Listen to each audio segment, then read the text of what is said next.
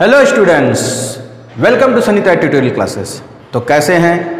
तो आप लोगों का मेरे चैनल को बहुत ज़्यादा प्यार और सपोर्ट मिल रहा है, इसके लिए आप लोगों को बहुत बहुत धन्यवाद। तो चलिए स्टार्ट करते हैं आज के वीडियो का नेक्स्ट टॉपिक, जिसका नाम है कम्युनिकेबल डिजीज। अब देखिए, क्वेश्चन ये होता है कि कम्युनिकेबल डिजीज क्या होते हैं। नाम से पता चलता है कम्युनिकेशंस, संचार, यानी ऐसी बीमारी जो संचार से फैलती हो, तो उसको हम लोग क्या कहते हैं? Communicable disease. अब संचार मतलब क्या? बात करने से, छूने से, एक दूसरे के साथ कुछ भी शेयर करने से अगर कोई बीमारी एक व्यक्ति से दूसरे व्यक्ति में ट्रांसफर होती हो तो इसी को कम्युनिकेबल डिजीज भी कहते हैं और इन्फेक्शियस डिजीज भी कहते हैं। तो देखिए यहाँ पर मैंने कुछ डिफिनेशन भी लिखे हुए हैं कि कम्युनिकेबल डिजीज क्या होता है। कि यहाँ पे कोई जो डिफिनेशन आपने बताया, the disease caused by pathogen, यानी ये किसी न किसी पैथोजन की वजह से फैलते हो, जिसको मैंने सर्कल किया हुआ है, pathogens, and that transmit from one person to another, एक पर्सन से एक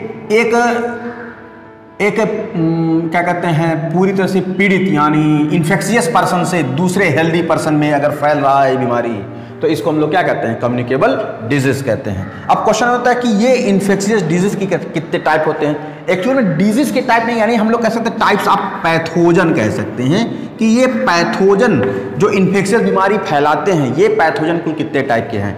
तो ये जो पैथोजन है ये कुल 5 टाइप के हैं। वायरस, इसको हम लोग वायरल डिजीज भी कहते हैं। जैसे इसके एग्जाम्पल में हम लोगों ने भी थोड़ी देर के पहले कोरोना का एग्जाम्पल देखा था, बड़ी खतरनाक बीमारी थी। उसके अलावा हम लोगों ने पॉक्स, तीसरा हम लोगों ने देखा था फ्लू, बर्ड फ्लू।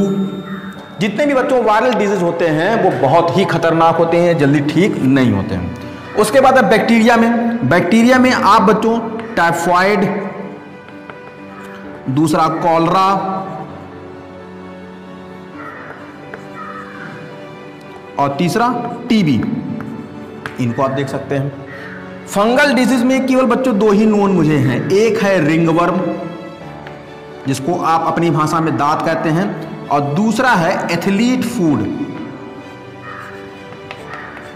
अब आप कहेंगे सर ये क्या था? आप लोगों ने देखा होगा बरसात में आपके पैरों की उंगलियों के बीच में गैप में एक सफ़ेद इन्फेक्शन हो जाता है, वो एक विशेष प्रकार की फंगस द्वारा होता है, जिसको हम लोग एथलीट फूड कहते हैं। उसके बाद नीमेटोडल डिजीज में आप लोगों ने देखा होगा छोटे बच्चों के पेट में केचुए पड़ जाते हैं, सफ़ेद कलर के, वाइट की कृमि जिसको कहते हैं। इसका नाम है एस्कैरियासिस। और दूसरा आपने देखा होगा, आप लोगों ने अपने गांव में या किसी न किसी व्यक्ति को ऐसा देखा होगा जिसका एक पांव बहुत ज़बरदस्त फूल जाता है, जिसको हम लोग हाथी पांव कहते हैं। ये बीमारी बच्चों इनक्योरेबल है, भगवान करे किसी को ना हो।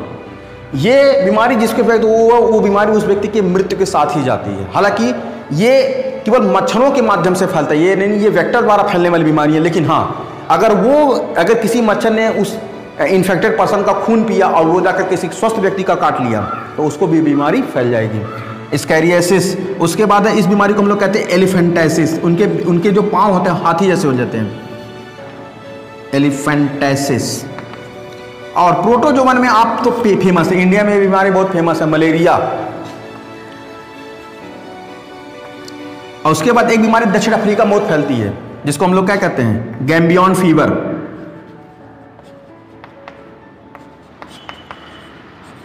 जिसको हम लोग ट्रिपैनोसोमाइसिस भी कहते हैं। ये ये अफ्रीका में बहुत ज़्यादा फैलता है। कालाजार भी है, एक और भी लिख लीजिए, कालाजार। आपके स्क्रीन पे और भी बहुत सारी बीमारियां दी गई हैं जो आप स्क्रीन में देख रहे हैं इस वक्त। उस वक्त मैंने बहुत सारी ऐसी बीमारियां जो पैथोजन के द्वारा फैल रही है, मैंने उनकी एक लिस्ट दी हुई है। आप इस लिस्ट को बहुत ध्यान से देख लीजिए कि कौन कौन सी बीमारियां हैं, और इनमें से पता नहीं कौन सी बीमारी एग्जाम में पूछ ले। इस नाते आपको बहुत ही फोकस करके देखना होगा कि कौन कौन सी बीमारियाँ फैल रही हैं। ठीक है बच्चों? तो स्टूडेंट्स, अब हम लोग आ जाते हैं मोड ऑफ इन्फेक्शन पे। मोड ऑफ इन्फेक्शन मतलब होता है कि आखिर ये बीमारी कैसे कैसे और किन किन माध्यमों से एक व्यक्ति से दूसरे व्यक्ति में कम्युनिकेट हो सकती है, यानी ट्रांसफर हो सकती है। तो यहाँ पर देखिए, इस ट्रांसमिशन को 2 मेथड में पढ़ा गया है, एक डायरेक्ट ट्रांसमिशन और दूसरा है इनडायरेक्ट ट्रांसमिशन। डायरेक्ट ट्रांसमिशन ये होता है कि अगर किसी इन्फेक्शियस पर्सन के कांटेक्ट में आप आना और आप भी उसी जैसे सिम्टम को प्रोड्यूस करना शुरू कर दिए, that mode of transmission is direct transmission. अब देखिए, ये डायरेक्ट ट्रांसमिशन कैसे होते हैं, कैसे वो आपकी बॉडी में आए? या तो उस व्यक्ति ने आपको छुआ होगा बाय कांटेक्ट, या आप जाकर के पकड़ लिए होंगे, और क्योंकि वो एक इन्फेक्शियस डिजीज, वो बीमारी उसके पूरे बॉडी में कहीं ना कहीं चिपके हो सकते हैं, वो आपके तक आ सकते हैं। अगर मान लिया आपने उसको टच नहीं किया, ड्रॉपलेट इन्फेक्शंस। ड्रॉपलेट क्या होता है? बूंद। आप लोगों ने देखा होगा जब हम लोग खांसते हैं, छींकते हैं तो बहुत छोटे छोटे वाटर ड्रॉपलेट्स हवा में स्प्रेड हो जाते हैं। एक्चुअली जब हम छींकते हैं तो उस ड्रॉपलेट्स में मिलियन एंड ट्रिलियंस वायरस या बैक्टीरिया हो सकते हैं, क्योंकि वो कहीं ना कहीं आपके इन्फेक्शियस पार्ट से निकल रहे हैं। और जब वो निकलेंगे तो जितनी वेलोसिटी से आप छूकेंगे उतनी तेजी से उनका स्प्रेडेशन होगा, और आप भी उसी इन्वायरमेंट पे इनहेलिंग कर रहे हैं तो जैसी बात है वो सीधे आपकी बॉडी के अंदर इंटर कर जाएगी। उसी को कहते हैं ड्रॉपलेट। जैसे किसी ने खांस के थूक दिया, पानी में थूक रहा है, etcetera etcetera, droplet infections.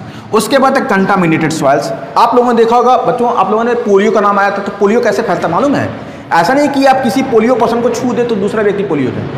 Actual में पोलियो के वायरस जब किसी व्यक्ति को या किसी बच्चे को इन्फेक्ट करते हैं तो वो उसके पूरे बॉडी पार्ट में इन्फेक्शन होता है। अब वो बच्चा जब अपने सुबह फेशियल डिस्चार्ज, मतलब वो टॉयलेट के लिए जब जाता है, तो अगर जैसे घर में प्रॉपर सीवेज टैंक की व्यवस्था नहीं है तो बाहर ही जाएगा, खेतों में जाएगा, और वो खेतों में क्या करते हैं, टॉयलेट करता है। तो कुछ दिनों बाद आपने देखा होगा वो टॉयलेट सूख करके सड़ करके मिट्टी का रूप ले लेता। अब लेकिन मिट्टी का रूप तो ले ले, लेकिन उसके वायरस तो उसके अंदर जिंदा है। अब वो स्प्रेड होगा, और जब स्प्रेड होगा तो वो दूसरे के खाने के पार्ट के लिए या धूल के माध्यम से, हवा के माध्यम से वो एक जगह से दूसरी जगह में बहुत तेजी से फैलेगा। और अगर ऐसा हुआ तो वो डस्ट पार्टिकल जहां जहां पड़ा होगा, जिस फूड से चिपका होगा, जिस व्यक्ति के इनहेलेशन में आया होगा, can be destroy there immune systems, तो पोलियो फैल सकता है। इसी को कहते हैं कंटामिनेटेड सॉइल्स। एनिमल बाइट, आप लोगों ने देखा है किसी को कुत्ता काट ले, बंदर काट ले, भेड़िया काट ले, तो भी हम लोग टिटनेस का सुई लगवाते हैं ना, क्योंकि उनके माउथ में भी टिटनेस के वायरस या बैक्टीरिया हो सकते हैं। तो एहतियातन तौर पे, जैसे कुत्ता अगर काटेगा तो उससे रेबीज या हाइड्रोफोबिया होता है। अब वो हाइड्रोफोबिया उसको भी कुत्ता बना देता है। तो इस नाते ऐसी बीमारियों को एनिमल बाइट्स, यानी जो कुछ बीमारियां कुत्ते के काटने से या जानवरों के काटने से फैल सकती हैं। ट्रांसप्लेसेंटल क्या होता है? कुछ बीमारियां ऐसी होती हैं जब कोई बच्चे के गर्भ में कोई माँ के गर्भ में कोई बच्चा पल रहा हो और बीमारी प्लेसेंटा से क्रॉस करते हुए बच्चे तक पहुंच जाए, तो उसको हम लोग कहते हैं ट्रांसप्लेसेंटल। इसमें एड्स भी आ जाएगा, इसमें तुम्हारा आपका सिफिलिस, यानी ऑल सेक्सुअल ट्रांसमिटेड डिजीज को ही हम लोग क्या कहते हैं, ट्रांसप्लेसेंटल कहते हैं। इसमें सिफिलिस भी आ जाएगा। ये सब बीमारियों के टाइप्स हैं।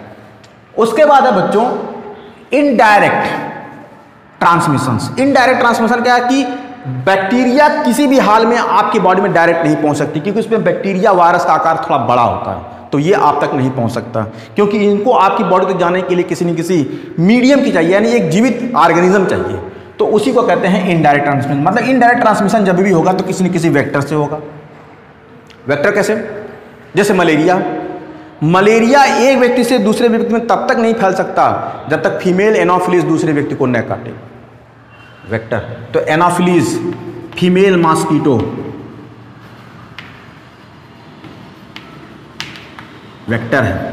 आपने प्लेग सुना था, प्लेग में रैट वेक्टर है। रेबीज में डॉग वेक्टर है। जब तक ये आपके कांटेक्ट में नहीं आएंगे तब तक बीमारी आपके सीधे आपकी बॉडी में एंट्री नहीं करेगी। व्हीकल बॉर्न, आपने देखा होगा व्हीकल बॉर्न में क्या होता है, कोई भी इन्फेक्शियस पर्सन है, जैसे लोहा होते हैं, अब आप किसी व्यक्ति का कोई खून ब्लड कट के रह गया या थूक दिया और आप चले गए और फिर आपने भी उसको टच कर दिया, व्हीकल बॉर्न। एयर बॉर्न, हवा के माध्यम से जो फैले। फोमाइड बॉर्न, वही डस्ट पार्टिकल्स के रूप में फैले। और अनक्लीन हैंड, कभी कभी हम लोगों ने जो अपने हाथ में सैनिटाइजेशन नहीं यूज करते तो हम लोग बॉडी में जो विशेष प्रकार की प्रॉब्लम्स होती हैं इन बैक्टीरिया इन्फेक्शन द्वारा, अनक्लीन हैंड। तो स्टूडेंट्स, आपके अगले टॉपिक में अलग अलग टाइप के बैक्टीरिया और फंगल इन्फेक्शन के बारे में पढ़ाया गया और आपको लगा होगा कि कितना बड़ा मेजर पोर्शन आपको पढ़ना पड़ेगा। लेकिन बच्चों, आप बेवकूफ़ी की तरह से मत पढ़िए, बल्कि स्मार्ट स्टडी करिए। एक लाइन पढ़िए लेकिन फैक्ट पढ़िए। जैसे मैं आपको बता दूं कि वो स्मार्ट स्टडी इन्फेक्शियस डिजीज के बारे में आप कैसे कर सकते हैं। आप ऐसे एक चार्ट बना लें, disease, name of pathogen, affected organ, mode of transmission, prevention and curement, इस तरह से। तो अब क्वेश्चन ये होता है कि सर मैं किसी डिजीज के बारे में कैसे एक्सप्लेन करूंगा कि मुझे फुल मार्क्स मिले। तो फुल मार्क्स पाने के लिए सबसे पहले आपको सारे डिजीज के सारे पैरामीटर्स आपको लर्न नहीं करने हैं। जैसे अगर आपको पढ़ना है मलेरिया, ये डिजीज का नाम है, तो ये मलेरिया किसकी वजह से फैलता है? नेमा पैथोजन प्लाज्मोडियम।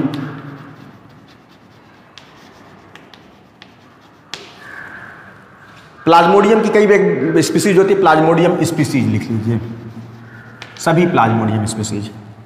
उसके बाद अफेक्टेड आर्गन, अगर किसी व्यक्ति को मलेरिया होता है तो बॉडी का कौन सा आर्गन अफेक्टेड होता है? तो इसमें जो सबसे पहला आर्गन अफेक्टेड होता है वो है लीवर, और दूसरा आर्गन अफेक्टेड होता है आरबीसी, लिख सकते हैं। मोड ऑफ ट्रांसमिशन कैसे फैलता है? By female anopheles. प्रिवेंशन, कैसे प्रिवेंशन होगा, रोकेंगे कैसे? तो उनको रोकने के लिए सबसे पहला आपको क्या है? इरेडिकेशन ऑफ, पहला इरेडिकेशन ऑफ मॉस्किटो, मच्छरों का उन्मूलन कर दीजिए, यूजिंग BHC, और एक वो जो पेस्टिसाइड यूज करते हैं हम, जिसका नाम है BHC के बाद DDT, इनसे मच्छरें मर जाती हैं। और भी हैं पायरेथ्रम, ये सब मच्छरों को पूरी तरह से मार देते हैं। तो हमें और हम लोग यूजिंग नेट, मच्छरदानी का यूज करें, मॉस्किटो नेट, कोई और नेट मत, मछली पकड़ने वाले नेट मत यूज कर लीजिएगा, मॉस्किटो नेट यूज करिएगा। तो आप इनसे अपना बचाव कर सकते हैं। लेकिन अगर ये बीमारी आपको हो जाए तो कैसे आप रोकथाम करेंगे? पैरासीटामोल,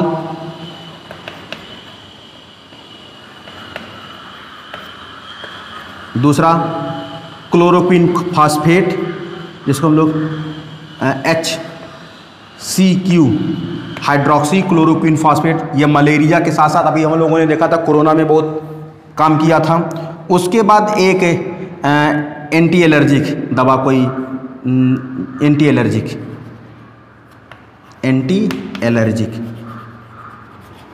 एलर्जिक दवा आप दे दीजिए, वो बच्चा पूरी तरह से ठीक हो जाएगा।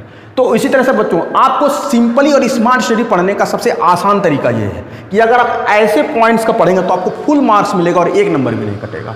जैसे अगर आपको कोई और बीमारी लिखनी है, जैसे मान लो आप एड्स से लिख रहे हो, तो यहां पर लिख लो बीमारी का नाम AIDS, acquired immunodeficiency syndrome, name of pathogen HIV, affected organ lymphocyte and lymphatic organ, mode of transmission by sexual contact,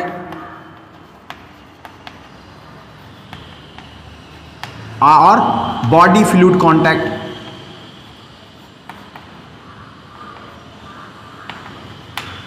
body fluid contact. Prevention, जैसी बात है, जो सरकार की गाइडलाइन है उसको फॉलो करिए कि इससे बच सकते हैं, और अगर हो जाए तो बचाओ। इसके लिए एक थ्योरी एक चलती है RVT, रेट्रोवायरल थेरेपी, जो विशेषकर ब्रिटेन में अभी टेस्ट ट्रायल के रूप में है। वहाँ पर ये कुछ हद तक 60-70% तक वहाँ पे कारगर है। तो वहाँ पर ये RVT चलती है, जिसमें कई प्रकार के एंटीवायरल ड्रग को हम लोग यूज करते हैं। तो इस प्रकार से ऐसे आप 4-5 लाइन में आप पूरे डिजीज के बारे में पढ़ सकते हैं, आपको पूरा पढ़ना नहीं पढ़ना पड़ेगा। तो बच्चों, ये रहा why we do fall ill के चैप्टर्स और उनसे रिलेटेड सारे टॉपिक्स। अब इनमें इंपॉर्टेंट क्या है, तो अगर आप इंपॉर्टेंट क्वेश्चन देखेंगे तो इसमें इन्फेक्शियस और नॉन इन्फेक्शियस डिजीज, एक्यूट और क्रोनिक डिजीज, जैसे एक टॉपिक छूटा हुआ है एक्यूट और क्रोनिक डिजीज का। तो एक्यूट और क्रोनिक डिजीज में एक्यूट जो शॉर्ट टाइम इंटरवल का बीमारी होता है, और क्रोनिक जो लॉन्ग टाइम पीरियड का इंटरवल का बीमारी होता है। तो ये दो बीमारी हैं बस। तो अगर आप इनको पूरी तरह से फोकस करके पढ़ लेते हैं तो आपको, मुझे नहीं लगता कोई दिक्कत आएगी। तो आपको एग्जाम के लिए बेस्ट ऑफ लक।